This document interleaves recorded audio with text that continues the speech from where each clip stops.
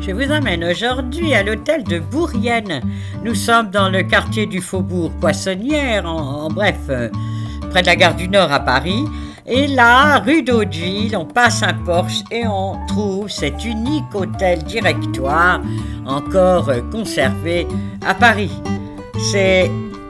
Il porte le nom de l'hôtel de Bourienne car c'est Louis-Antoine Fauvelet de Bourienne qui l'achète en 1801.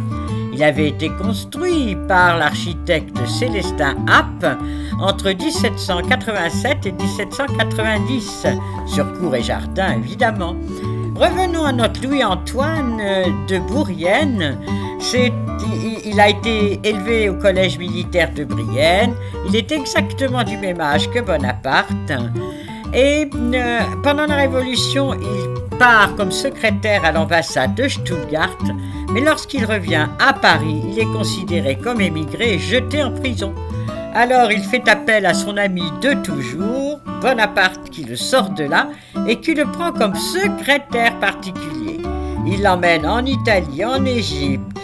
Notre Bourienne fait fortune, il achète cet hôtel, il fait des embellissements.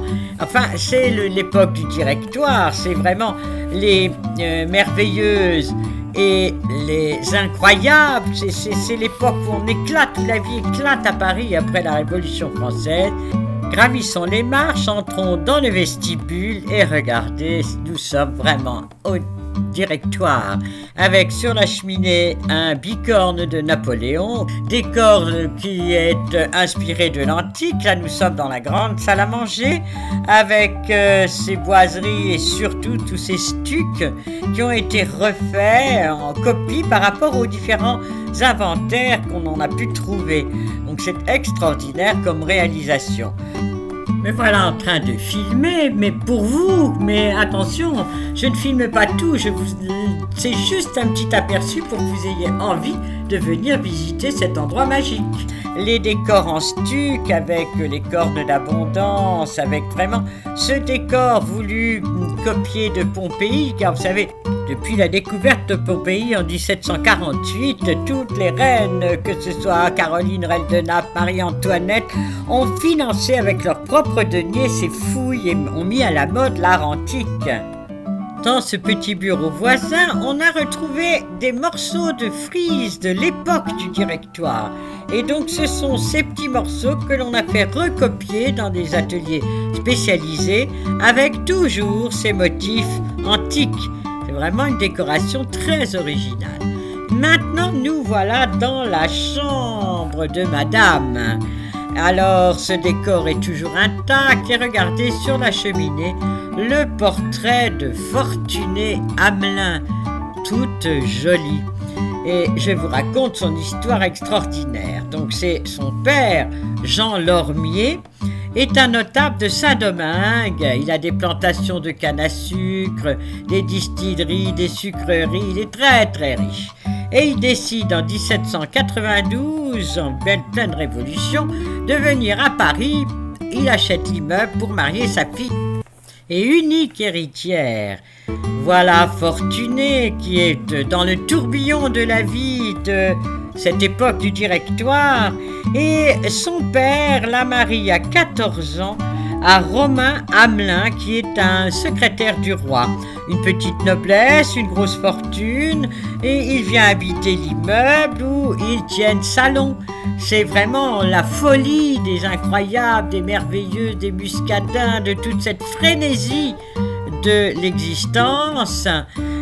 Notre Fortuné se distingue par cette mode extraordinaire, donc la taille sous la poitrine, on montre ses seins, on montre ses jambes, on montre ses bras, et c'est vraiment les merveilleuses. On va au spectacle, enfin on profite de la vie un maximum. Fortuné devient très vite une des reines du directoire, comme Madame Tallien et Madame de Beauharnais, qui sont ses amies. Mais en 1797, son mari est fournisseur aux armées de Bonaparte. Il part en Italie et Fortuné le suit. Puis il part en Égypte. À ce moment-là, la Fortuné vend l'hôtel et puis c'est Bourienne qui l'achète. C'est pour ça qu'on l'appelle maintenant l'hôtel Bourienne. passé cette chambre, on arrive dans le boudoir de madame. Voilà le petit passage entre les deux et regardez, c'est dans une des deux ailes du bâtiment qui a été construite par monsieur Tricardo en 1792. Regardez, le sol est encore d'origine, ces marbres différents. Et sur les murs, un décor, encore une fois, tout à fait pompéien. Et là, c'est les grandes baies vitrées qui donnent sur le jardin et qui permettent à l'un ou l'autre d'arriver directement dans le boudoir de madame, avec ce décor raffiné à l'extrême. Sortons dans le jardin, dont l'aile gauche, c'est le boudoir de madame, et l'aile droite, c'était un jardin d'hiver. Donc là, une construction qui a été rehaussée, regardez, en 1886 pour faire un étage de plus. Mais de là, nous sommes là dans le jardin d'hiver avec sur le mur une mosaïque représentant cette chère fortunée Hamelin, à laquelle on doit tous ces somptueux décors qui ont été vraiment remis à l'ordre du jour. En 1886, le nouveau propriétaire, qui est aussi un fondeur très célèbre, Charles Tulleux, décide de faire un troisième étage. Il fait appel à l'architecte Eugène Hamon, fait surélever le grenier du corps de logis pour y installer une galerie de tableaux, une grande salle pour les conseils d'administration de ces différentes entreprises.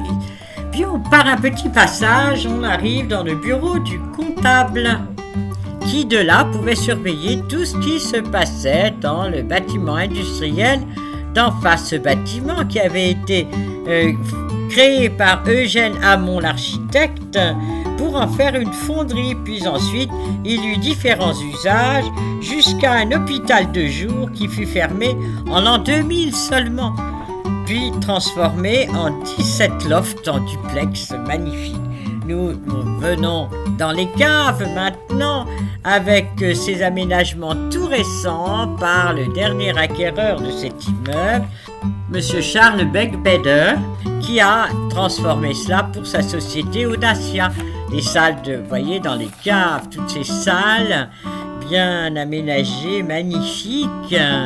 Et c'est une société de gestion de fonds, de gestion de portefeuille, mais ce qui est admirable, c'est qu'il ait voulu conserver, reconstituer exactement l'ambiance des merveilleuses du directoire. Je vous dis au revoir, à bientôt pour une autre visite.